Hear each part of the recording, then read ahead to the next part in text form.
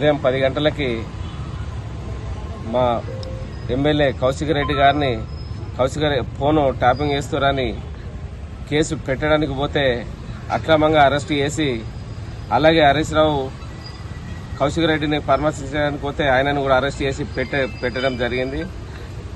దానికి నిరసనగా కార్యక్రమాలు చేస్తారని ఈరోజు అక్రమంగా అర్బన్ మండల్ మాజీ జడ్పీసీ మేకల రవి గారిని, అలాగే మున్సిపల్ చైర్మన్ మాధవి రాజు గారిని, అలాగే యూత్ విభాగం నాయకులు శ్రీకాంత్ గౌడ్ గారిని, మా రూరల్ మండల్ గడ్డ మన్మల్ గారిని, నన్ను మరియు కట్కం మల్లేశన్న గారిని, నిమ్మశెట్టి విజయ్ గారిని అక్రమంగా ఉదయం 5 గంటలకే అరెస్ట్ చేసి తీసుకురావడం జరిగింది.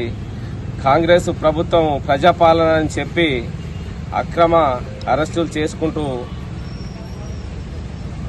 నిర్బంధం చేసుకుంటూ కార్యకర్తలను, నాయకులను ఇబ్బందుల పాలు గురి చేస్తున్నారు.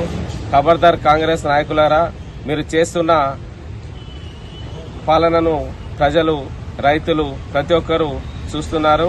ఖబర్దార్, రానున్న రోజుల్లో తగిన గుణపాఠం చెప్తారని తెలియజేస్తున్నాను.